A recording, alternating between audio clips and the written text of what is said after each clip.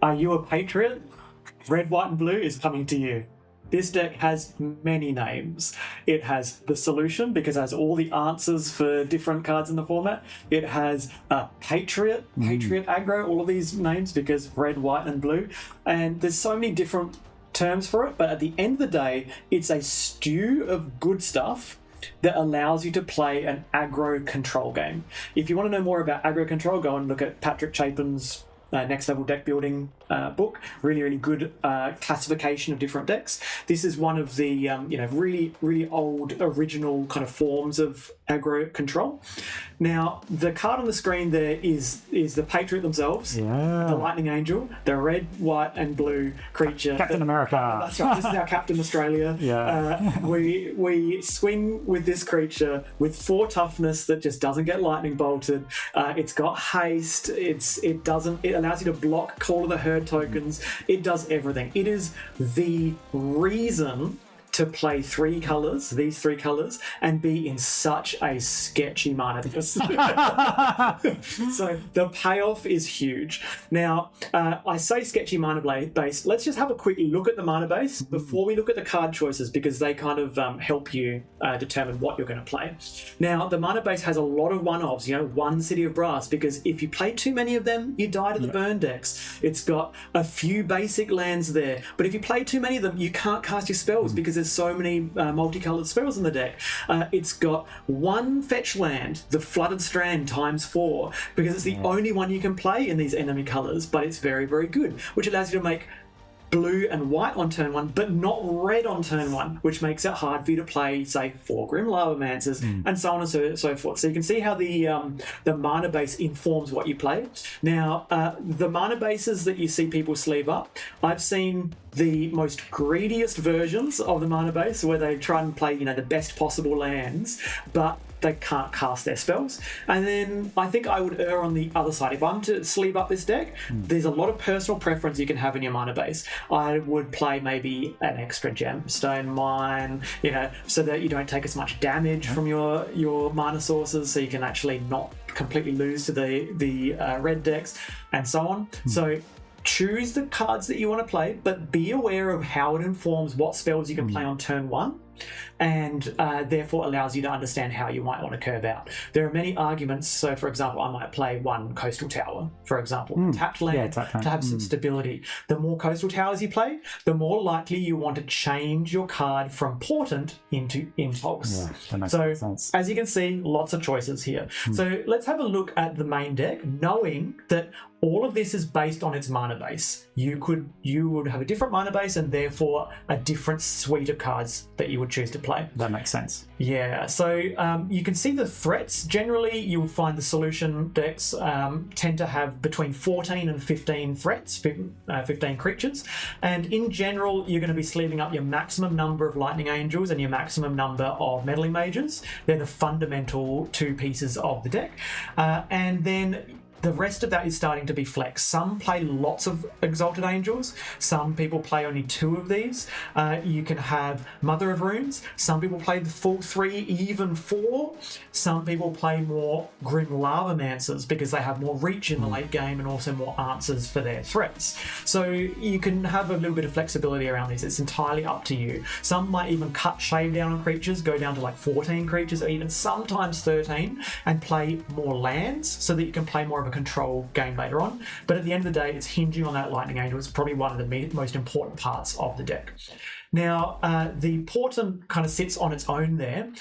This is pretty much the only sorcery in the deck. Everything else is instant speed, which is where you want to be. This is that fundamental aggro control role, being able to sometimes apply pressure and be the aggressor, but then switch into the control role, or play the game from the get-go as a control game and then immediately turn the corner. You're now going to beat down and close the game within 2 or 3 turns. So it's entirely up to you here if you want to play for Impulse. I think that the decks are pretty much split, but most people play the Portent just because it's 1 mana. If in doubt, play the more efficient one.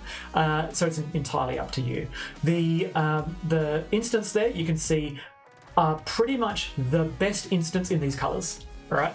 That's the whole point of the solution. It's the best answers and often the best spells in general. So you've got your 4 lightning bolt, your 4 swords of plowshares. Again, lightning bolting on turn 1, harder in this build. Swords of plowshares on turn 1, easier in this build. So just think to yourself about whether you want to have any flexibility there, shave down on the lightning bolt and add 1 more fire and ice and so on. Then you've got fire and ice. This is probably the best deck that doesn't have a home. It's kind of the card that everyone talks about. I love like this the best card. It's I love so this good. card. Yeah. It's so good. It does everything you need. If the creature is too big, you tap it and allow you to play a tempo game. If you need to tap their land to go to your turn to resolve a threat because they can't do their counterspell anymore, that's also a strategy. If you want to fire 2 elves, you can fire 2 elves. If you want to kill their Mother of Runes before it untaps and is ready to go and do 1 to their face to allow you to pressure them, it's just so versatile. Flexible. So flexible. It's an excellent card. And you'll see that a lot of the time,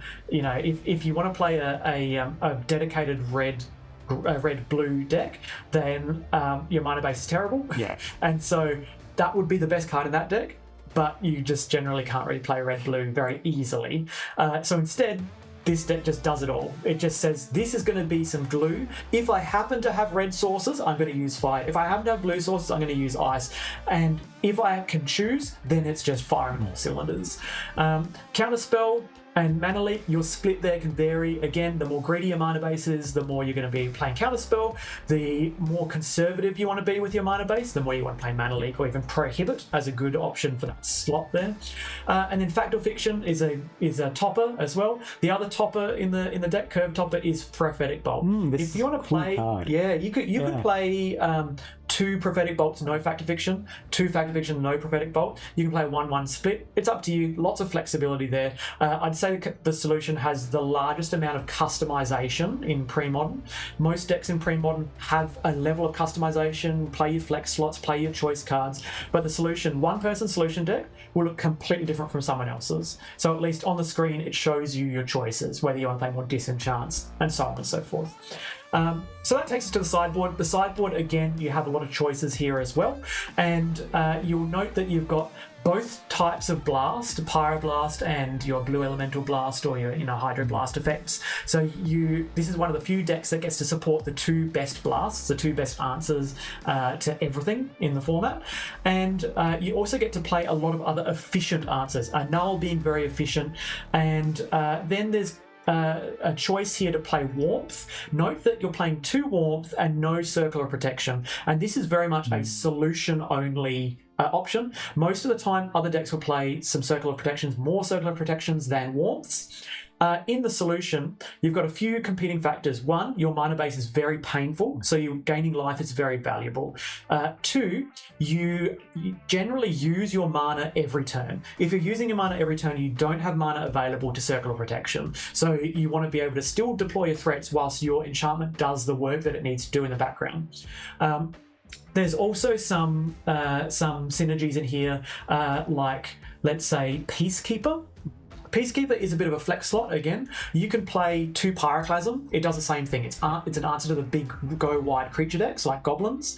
But Peacekeeper just comes out and slows the game down and says, you're going to have to wait and build your resources up. Meanwhile, I'm going to wait, build up my board or my resources. Then at the right time, I'm going to not pay the upkeep for it. I'm going to let Peacekeeper die. Then I'm going to cast my second Lightning Angel. I'm going to attack. I have enough to defend against your next attack, and then the following turn I win. So really useful strategy. But if you want to play Pyroclasm, they do the same thing. These are all very, very flexible cards. Same with Hibernation. Again, if you've got a lot of green in your metagame, you've got a lot of survival decks, a lot of elves decks, even Madness, the Hibernation answers all of these in one go, and it's a very, very, very reliable card. And usually the green decks don't have access to red to Pyroblast it, but there are certain decks that you might find this a little bit harder to play against, the decks that play Pyroblast, like red-green aggro. So this clocks in at how much? 948, almost $1,000. Almost $1,000. I mean, saying that, some of these printings here are pretty flex. Yeah, love the old OG printings like Exalted Angel. See the price tag on that? It's like under $40, something on those lines. Best card, best creature in this format. but there are versions that are 50 cents. So let's maybe have a look at how you would sleeve up this exact same list, your kind of optimized list, but on a budget with some cheaper printings. Okay, let's have a look. Here you go, the cheaper build. Now, when you use the cheaper printings, cheaper versions, what's the price turn out to be? Oh, so much better. $231. $230. So good. So as you can see, Premodern, incredibly affordable. You just choose the printing that you like, choose the art that you like. Maybe sometimes you go, well, I want the old border versions of this. I want the old original printing version of Meddling Mage because you like the Piccola art, but you don't want the original printing of Exalted Angel. You can have the new border Exalted Angel, but with the old art. Perfect. Still looks good. It's still really, really good, and it's still 50 cents. Yeah. So, it's entirely up to you. Now, usually we would try to show you what would be a budget version of the deck if you were to take out the expensive cards. And if we point out the expensive cards being City of Brass and Flooded Strand, these kinds of cards, you'll actually note that aside from the cards we're hovering over right now, the rest of the deck, the actual spells in the deck, are cheap. They're dirt cheap. Aside from Mother of Runes, which is a $10 card, everything else is like 50 cent, $1, $2 cards at most. So the core of the deck is very affordable.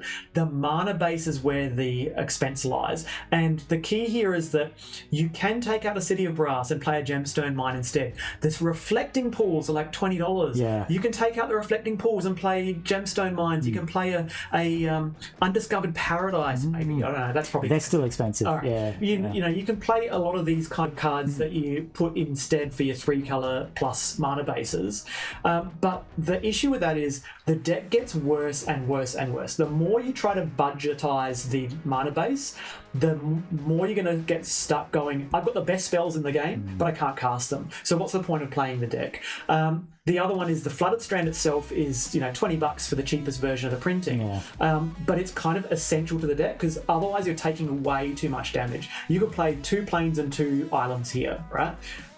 But your mana base is just bad. Yeah. It's already bad as it is. So I would say that rather than trying to make a budget version of this deck, aim for this version and then go, okay, I'm going to invest in my 4 Flooded Strands. I know that they're always going to be playable in every single format that you're going to play. Right? They're top tier lands. I'll pay my $20 for each of them, and then just hold on to them. So if you can't afford the Flooded Strands, I would suggest not playing the solution. I would suggest instead playing, some of the cards in this deck, like a blue-white deck, and then you just play more basics because you can afford that, and then once you're ready to put in the red cards, then put in the Flooded Strands, and then you can have a more diverse mana base. You don't have to rely solely on basics. That makes sense. I feel like Reflecting Pool does lifts a lot of weight as well. It sure carries a lot of load because having that non-painful colorless source is really, really helpful. So valuable. Yeah.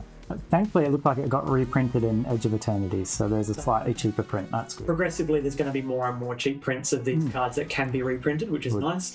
You can be flexible with your sideboard as well. If there's expensive cards like Peacekeeper, you can just play Pyroclasm. Does the same, approaches the matchup in a different way, but it answers the same kinds of decks.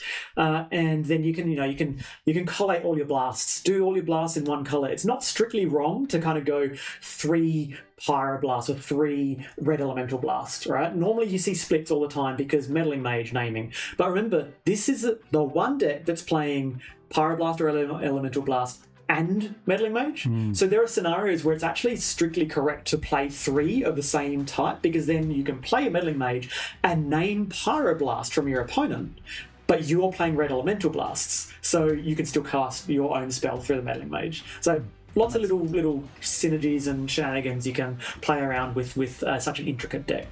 If you like the look of this deck, and like I said, entry into the format, $200 and something or so, and you're playing a really, really powerful deck, then get on it and let us know how you go. Thanks for watching, folks. I hope you enjoyed that deck take on The Solution. We'll bring you some more soon. Please like and subscribe. It really helps support the channel. Absolutely. Go and see if you can solve your local metagame. Bring in The Solution. See if you can address it. Sounds good to me. See ya.